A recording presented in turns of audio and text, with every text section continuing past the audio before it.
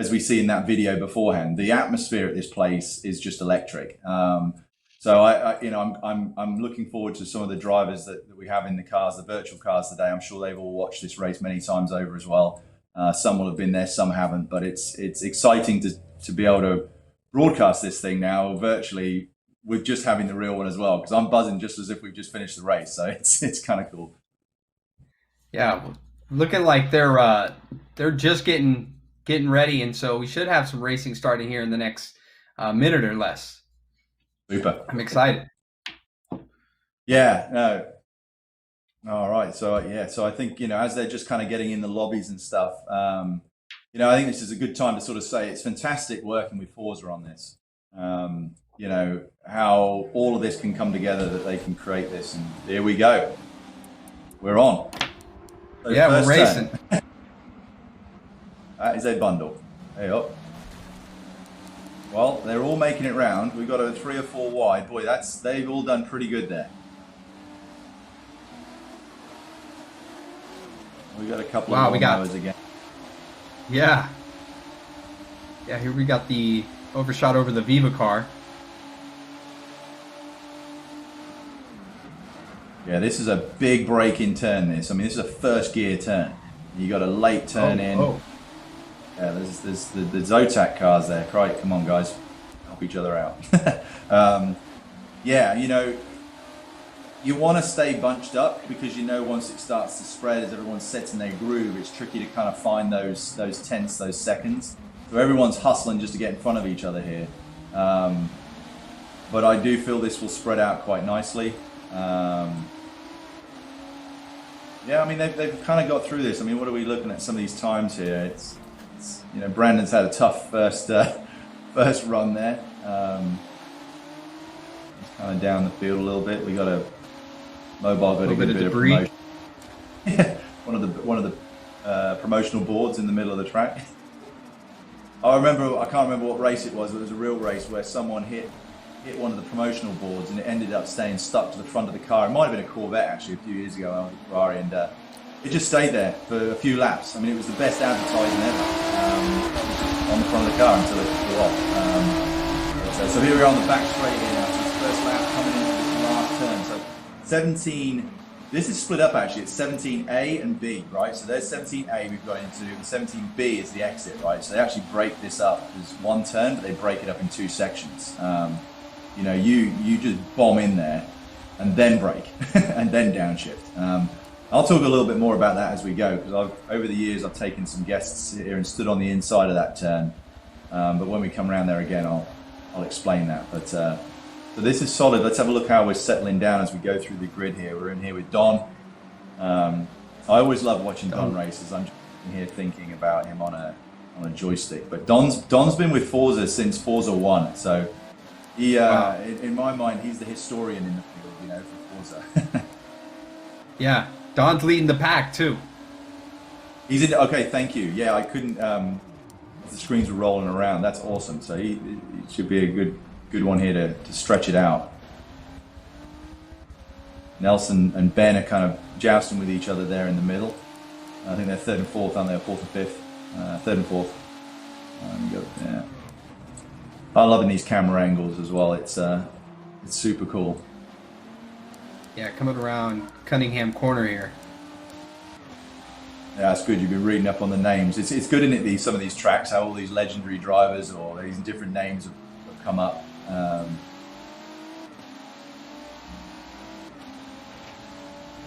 Yeah, this is coming down through Bishop here, which is pretty good. Nice, fast flowing stuff here. You got to be real precise on clipping those apexes.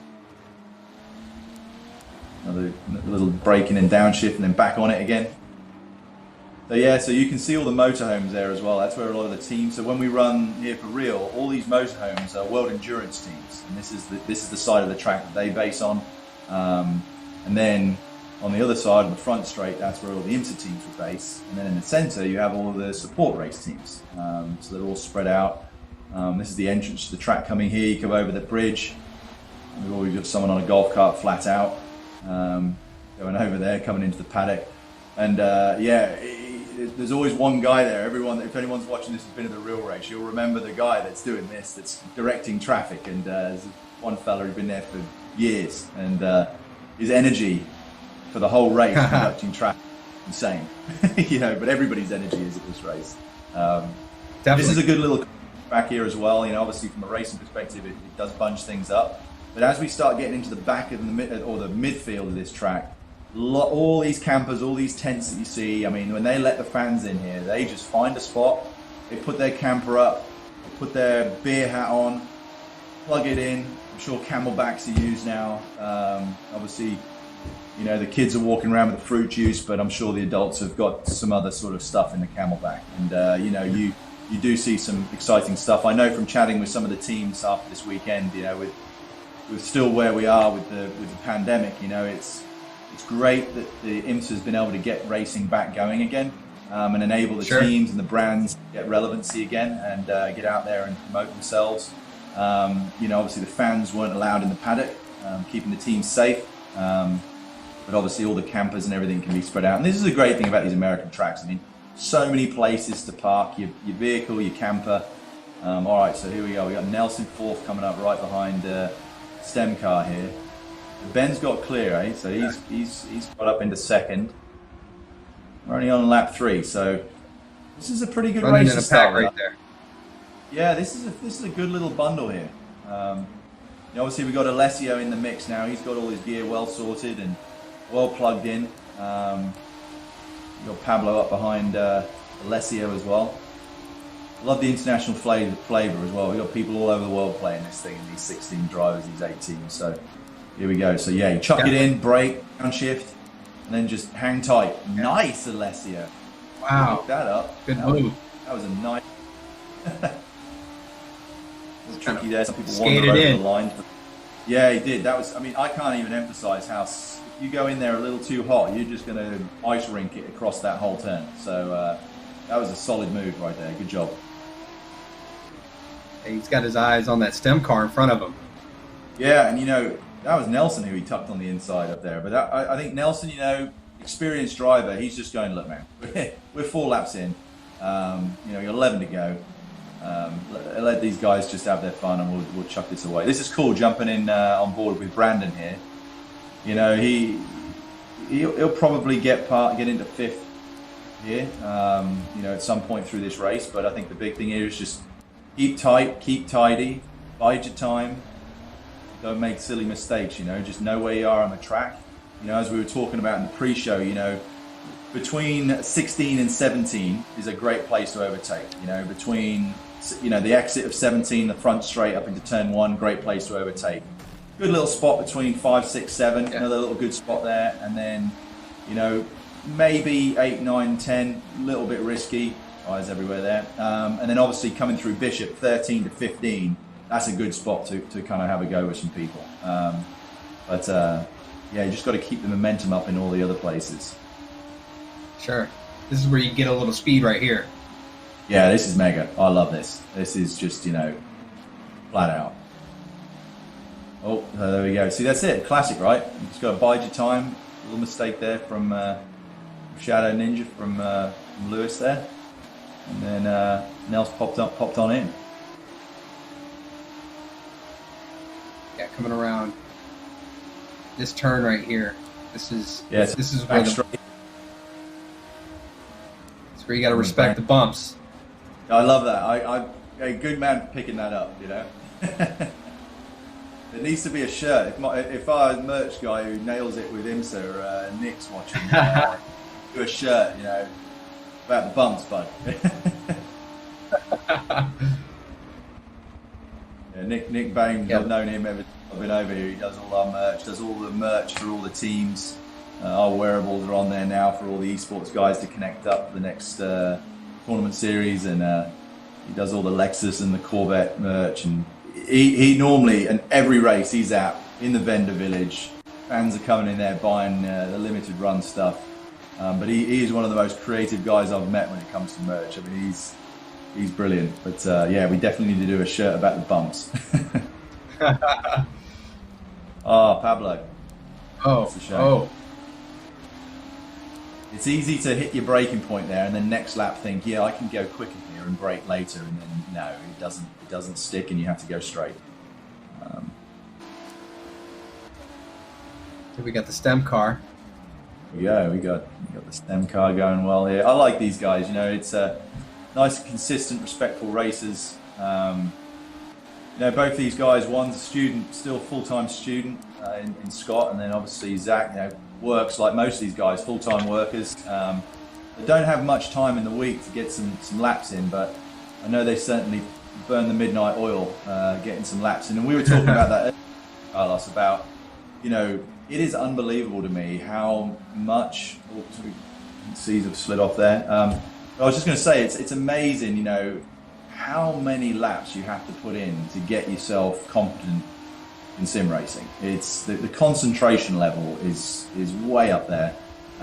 You know, that having to remember where all your braking points are is one thing in a real car, but you've got real senses that are kind of kicking you into shape. And sure. Here, this is all just memory and putting the lap times in. This is a great thing that the guys have pulled up here. You can see the G's that these cars are pulling through that turn. You know, your cheeks are going sideways there. You know, everything's moving. Make sure you've not had a full English breakfast in the morning before this race. You know, it's definitely. Yeah, we can see here the stem car trying to catch up. Leaving third position right now. Yeah, there's been a good little bit of movement, hasn't there? I think all over the track, you know, as we've been watching this. So we've got Ben in first. It just moved. I see we've got Nels there in third as well. Brandon's sitting there nicely in fifth. These guys at the back of the grid have had a couple of offs, but they're moving pretty good. And we're only seeing one a lap down. You know, obviously one of the all drain cars had a bit of a moment, but. Pablo's back up in sixth after his little lock up there into just made a move. Yeah.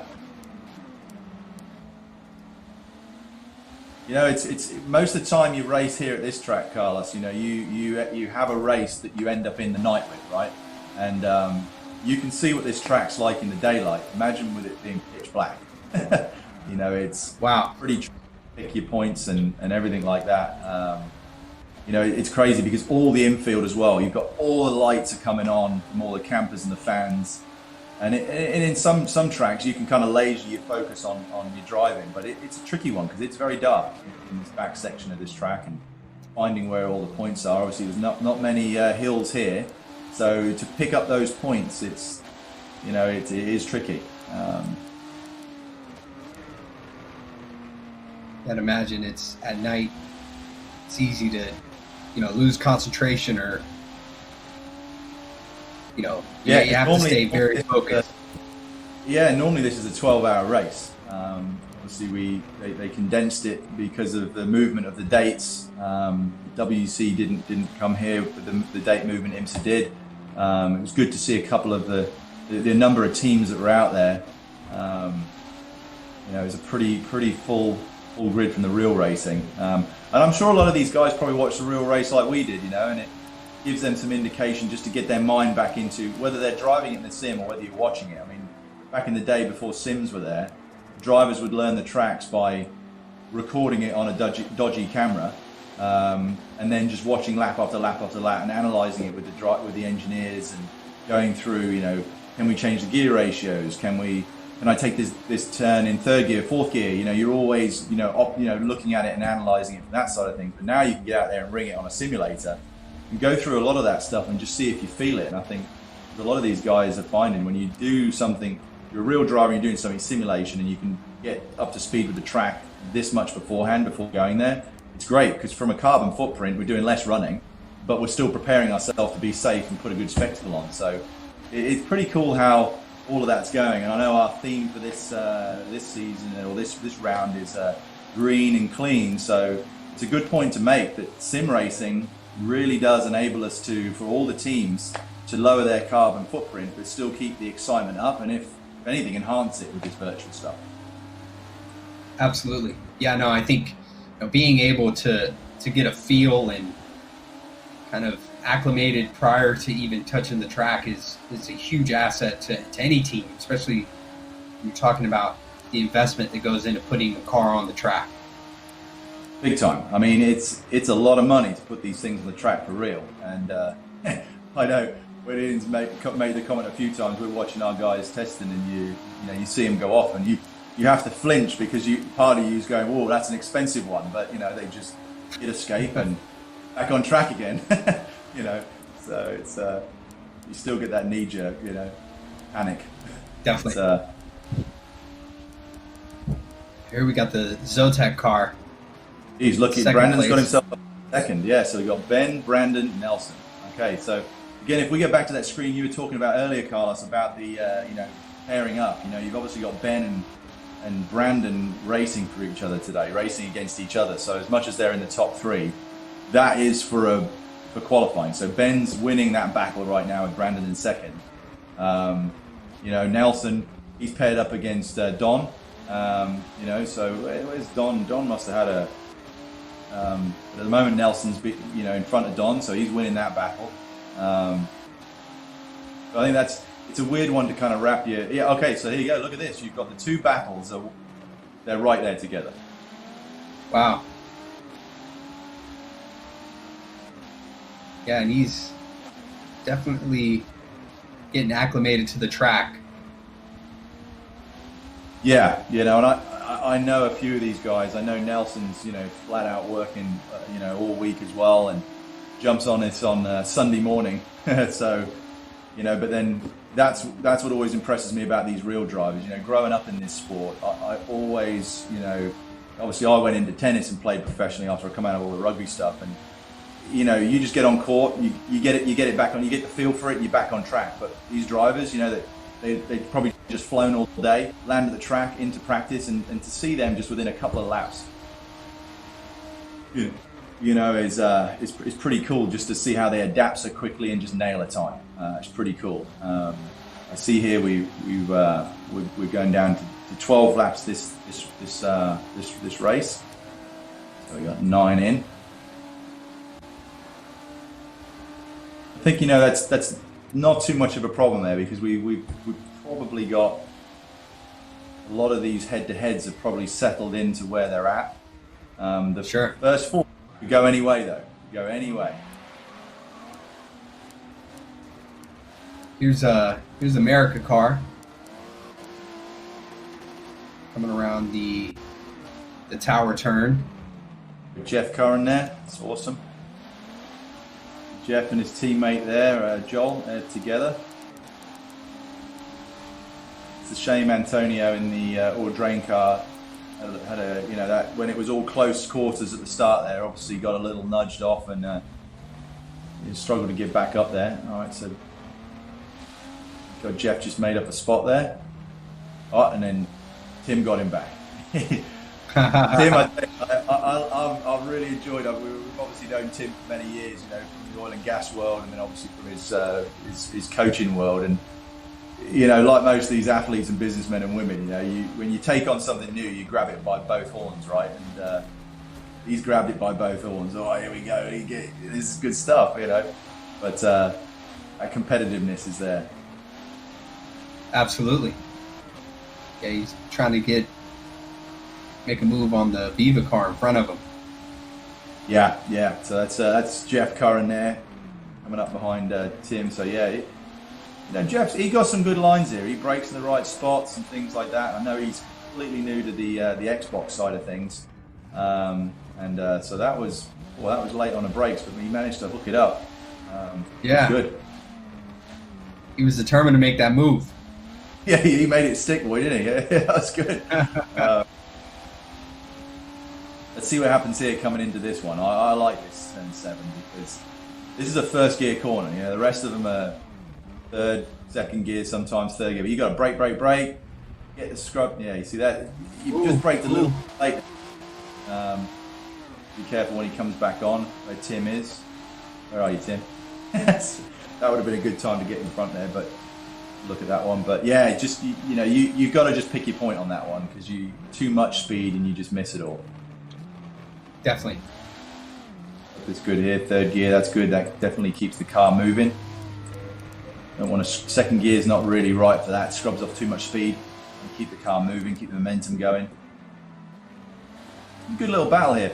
Well, let me just have a look at this. So we got Jeff. Oh, hey, do you know what, Carl? So Jeff and Tim, this is for a spot. This is for qualifying right here. These two are. Whoever wins this wins their tie, and of course it's best of 3 today. But you know you certainly want to try and get a win under your belt in race 1. Definitely sets the stage for what's to come. Yeah, it does. You know, if you can win the first 2, you're like, all right, I've got this. You know, but you get 1 win each, and it goes into the third one. That's it makes it fun for you and I to comment on that, doesn't it? In race 3. But, here we are with Pablo. He's downstairs. No, I know Ian's, obviously race director again this week. He's probably breathing over Pablo's shoulder like I was the first 2 weeks. That's it. Everyone else are all right in their own home, but Pablo's got us breathing on him. But he's doing good here. Pablo's good. I mean, he manages to get some good time. Get some good time in the sim. He's been enjoying the biodynamic headsets, and obviously we've got this one's rigged up as well with the Playseat bass, which has the speakers coming through it as well. I personally love that because you get to feel the car a little bit more. You can actually feel it through your bum cheeks a little bit. That's some good stuff there. It's been pretty good. I like how the pairings have actually ended up together this week. It's you haven't got one winning and one back in 14th. There's 3 or 4 pairings here, all competing against each other. So this is pretty cool. Definitely, yeah. I mean, still running in a pack. I mean, things are with 2 more laps to go. This thing could shake up quickly. Absolutely, and I think I think it's a shame we don't have Sid here this week. Sydney Jim, in the Viva car. He's the owner of Viva CBD. He had some business this week out of town, and I think he's sort of struggled with the flights. Wanted to be on a flight that's spaced out, not got loads of people on it. So he I think lands this afternoon, and as we always give him a bit of banter in the week, he's about as competitive as you get. So I know he's stewing right now that he can't be in this race. So Zach, who he's paired up with, will take this win this weekend. So I think this is a good time for Zach to just kind of, get his racecraft down, keep things consistent, use this as a bit of a practice, so it's knowing that, but you still want to be competitive, because next week, as we've said, is all racing. There's no one-to-ones. It's go, go, go. Here we just saw Pablo make a move. Yeah, on the all drain car there. Yeah, obviously these aren't paired up, so they just the all drain car just kind of needs to find his groove here a little bit. These guys as well, as we know, I mean, like most we keep saying about it, these are all businessmen and women that are racing. Well, unfortunately, we don't have any women in this at the moment, but we've certainly got a lot of guys that own businesses as well and working full time a week or studying. And I know these boys that run the museum there with up in Providence, up in Newport, Rhode Island. They sometimes struggle during the week getting on the sim. So, I know their first race is practice, but boy, they come back second and third race pretty strong. So I'll look forward to seeing the next few races. So yeah, so it looks like we're on the final lap here. Let's see, it looks like Ben's going to take this one against Brandon. So there's a win there. So we've got Ben, Brandon, Nelson, Don, and we've got Pablo and Shadow Ninja there coming in. Alessio's got a good solid 7th there. Good to see Caesar Geezer in there and Witted Demon in 9th. And Jeff's got there in 10th. Tim's in there, so that Jeff won that pair up then by the looks of things. But then again, they've got a couple of turns left, so let's see what happens. Oh, geez, was that Jeff that went off? That might have been Joel there having a moment there. I know he's also on a joystick and sometimes a little trickery. I mean, there's Alessio. That's just great that he's come back out. Alessio's done a bit of real driving and a lot of sim stuff. This is the first few weeks now of him doing a lot on Xbox, and he's been enjoying it. And you know, we've been chatting quite a bit through the week, and he's been impressed that the mixture of people, mixture of ability, and the fact that we've got some pros, we've got some people that are very familiar with Xbox, we've got some sim people in there. You know, I mean, those that are younger than us definitely seem to be born with this ability to do gaming. So, geez, it was that. Who wow. were we with that one? That was Alessio. So this is for a spot here. Yeah, sorry, I'm just looking, seeing. You can see the Zotac car here, even 7th place, 6th place. Long old lap, isn't it? I feel like we've been on this 12th lap for quite a while. It's yeah. Should be them all coming around now. And we mentioned it's 3.7 miles, right? Yep, 3.7 miles, yeah. And you're just coming past the pits there. You know, when you think a 12-hour race, how many pit stops you get. And, you know, there's one moment that stands in my mind, but I'm not gonna mention too much about it because I know in pit talk we're gonna get into. But I always remember of the one finish here, and it's electric. But for those that are viewing now, stay tuned all the way into pit talk because there's a track that will be there's a lap that we'll be playing from back in 2007, and that's about as good as it gets. Absolutely, great moment in history. Yeah, absolutely brilliant. And here we've got Pablo in sixth place. And the yep. Viva cars looks like he's wrapping up. Yeah, I think this is good. This is some good racing here. You know, based on that first couple of turns, I was thinking, oh boy, we're going to be in for a bit of bumper cars here.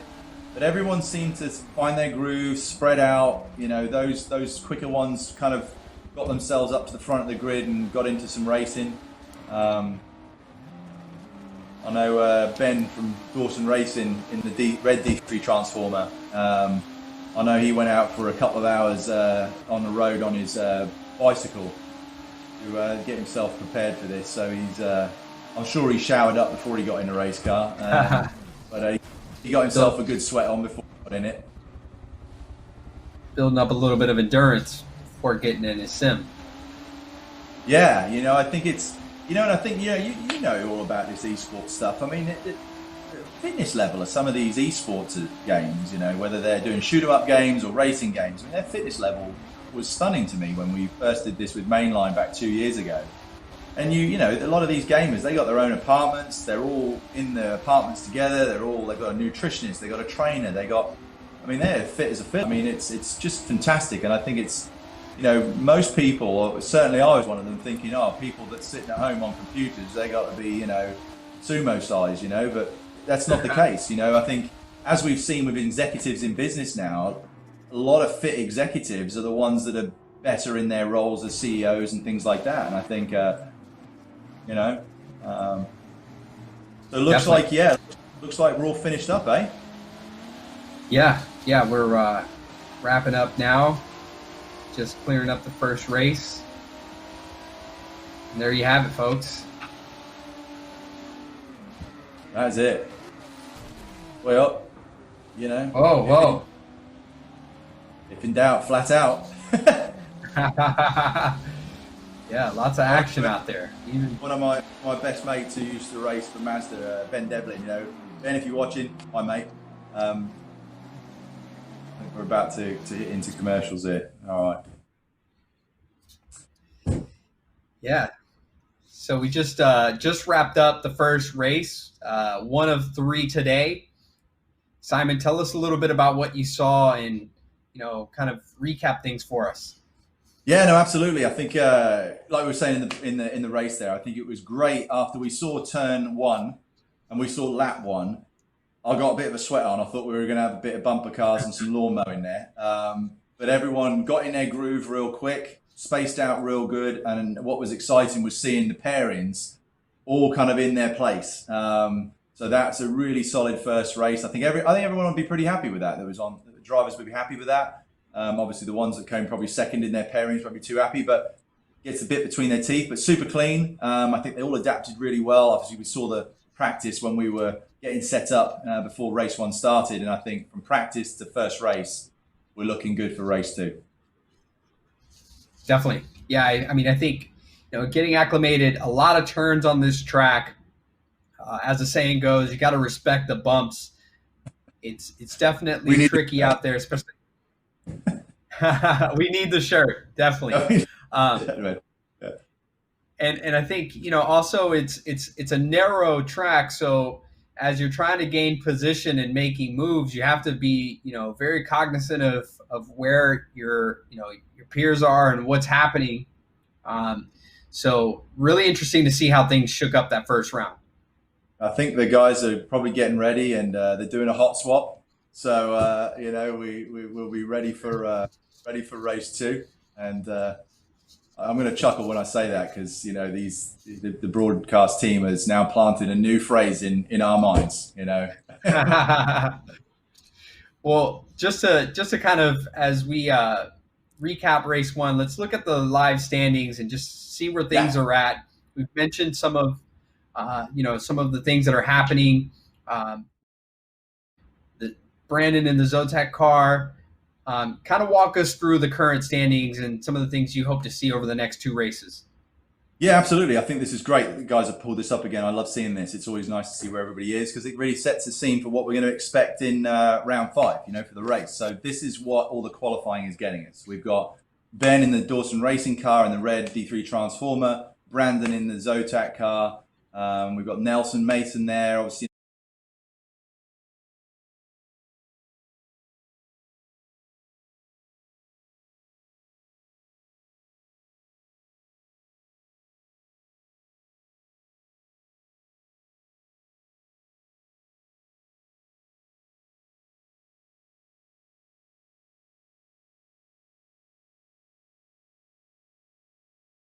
I think to see Zach Lewis there in the STEM car with Alessio in the Zotac car in 6th, and then obviously Antonio there in the Ordrain cars in the mix, which is good to get an Ordrain car. I mean, every one of the 8 teams is featured here, which is super cool.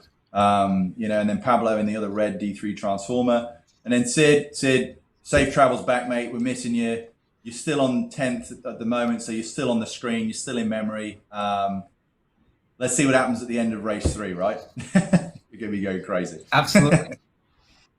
Yeah, it's been a good race. As we've always seen, our drivers definitely get acclimated as they progress through the 3 rounds. So no brainer. Next round, they'll get better. We're definitely excited for things to kick off, and how those things progress.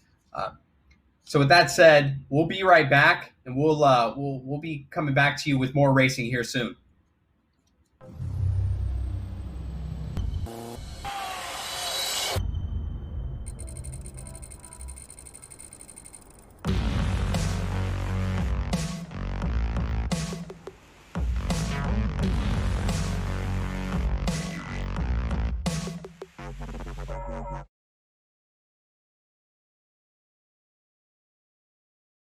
Closers Coffee is an exciting new web series that features business leaders, sports professionals, and entrepreneurs. Don't miss our next episode featuring the founder of Arch Rival. Make sure to follow us at Closers Coffee HQ. Hi, Sydney here, one of the founders of Viva CBD. We produce and manufacture some of the most consistent, high-potency, compliant CBD products on the market today. We believe in the proper education of CBD products within our industry. If you're interested in purchasing Viva CBD products, private labeling your own CBD brand, or buying white labeled CBD products, please visit us on our website at vivascbd.com. That's VIVIS CBD.com. Have a great day.